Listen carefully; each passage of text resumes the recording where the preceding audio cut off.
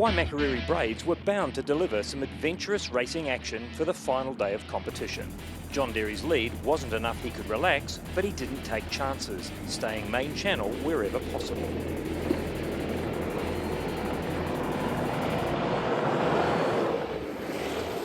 Mike Pooley's overnight issues with loss of power had been isolated to a dragging disc brake pad used to slow the jet pump attached to the engine. He and Nick McMillan set about hauling back the deficit to Derry, but it didn't eventuate.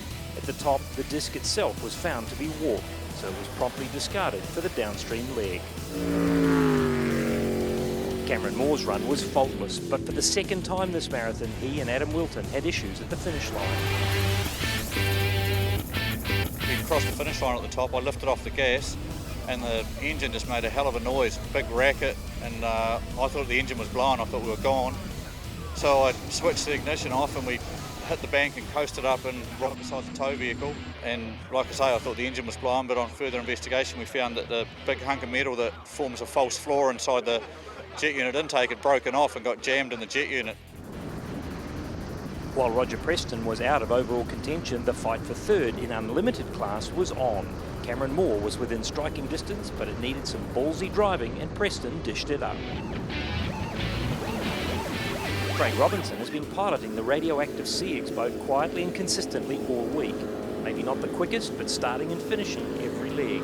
But he and Murray Keys went AWOL on the last day, trying their hand at some skinny water jet sprinting.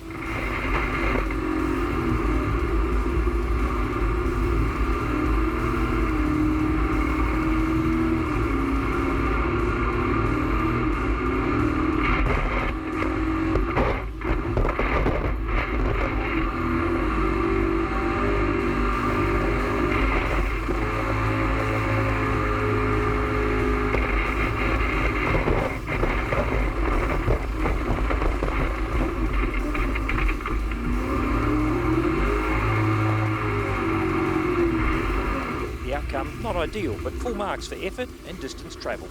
I said to Craig, go right. We got sucked into the left where Cleve had parked up, and at that point there I said to Craig, just keep going, and ended up with a pool with two full drivers and about 80 metres rope toner. He wasn't the only one requiring a tow. Come on. Not to be outdone, Brandon Cowley and George Ward followed the others in, but fortunately got cold feet and turned around, at least in water that gave them a chance of getting out and on to the finish.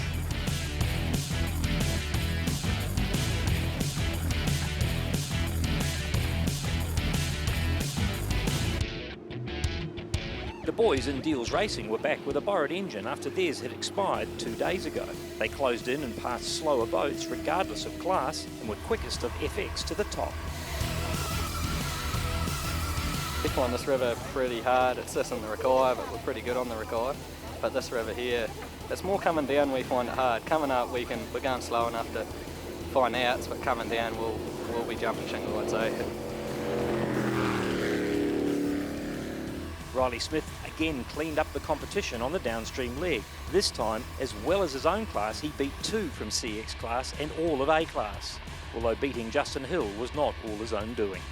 With a commanding lead in A class, Hill's issue of a broken exhaust header had been a minimal distraction at the turnaround point.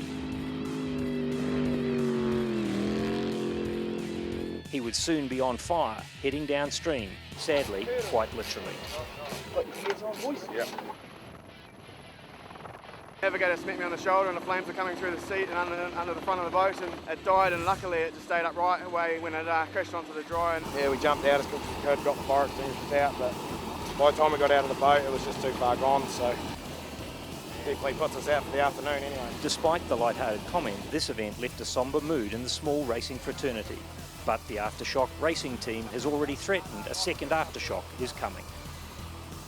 CX class has been loaded with drama all week, and none of the largest field managed to finish every leg, so no overall placings.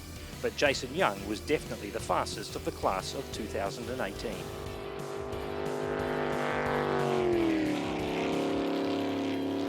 American Ryan Rogers' education, boating technically more difficult rivers down under, has gone well this week until the downstream leg. Yeah, we had a great run up. Coming down, we were doing good, and picked up a rock in the blade.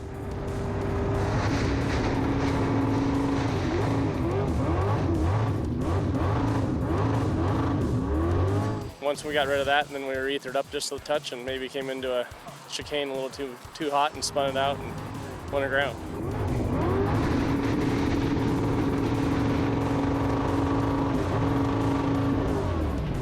Bo, my navigator, did a really good job, and I was pushing too hard. In FX, winner Greg Wilson might not have been the fastest, but he was always finishing, and in this game, that's a big part of the battle.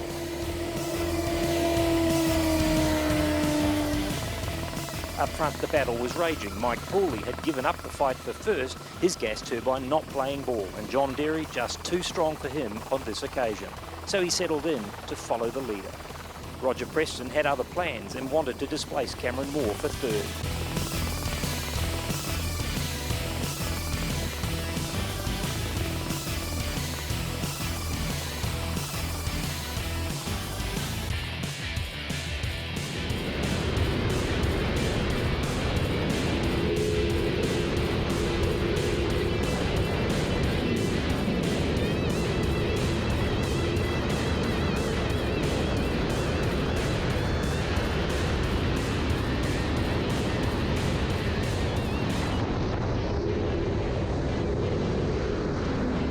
The final run to the flag was the criterium, run in 3 waves, slowest to fastest.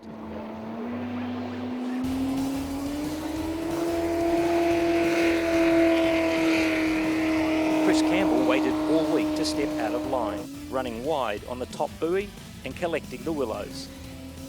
Everyone else managed to miss the greenery, but it was a warning about driving to the conditions. By the time the big guns lined up, Preston was still charging hard, but he needn't have worried. All week, Cameron Moore's great driving has been matched by good fortune, but things changed when the jet pumps started to slip.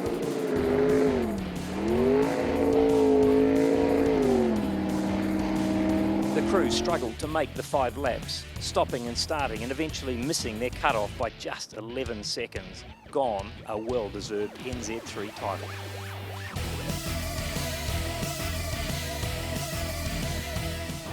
That's pretty hard.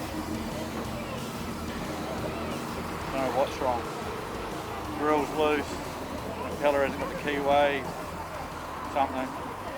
The winner, though, was Sean Kelly in KJet, but he wasn't over the moon about the way he got it. Third. Oh, it's, you know, wish that on anyone though with Cameron with misfortune, but yeah, I'll take it if it's there. Still, he was lucky himself, copping a hefty 5-minute penalty for missing a buoy at the top.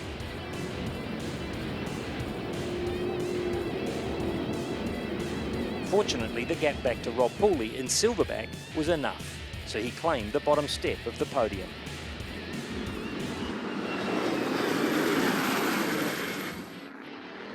Accolades, though, to the Silverback racing team. The longest-serving competitor had bagged a marathon finish, something that had gone begging far too often for the man who is now patron of New Zealand river racing. It was a day of mixed emotions, but John Derry can be proud of his week on the water, extending his record for New Zealand marathon river racing titles. A couple of minutes. Yeah, static. Yeah, so it was a really hard-fought marathon. Yeah, I think we're a bit of the underdogs on that race, which was good. So there was a lot of talk about a lot of fast boats being out there. So it was nice to go out there and sort of prove a point that we're not too old and we can still do it.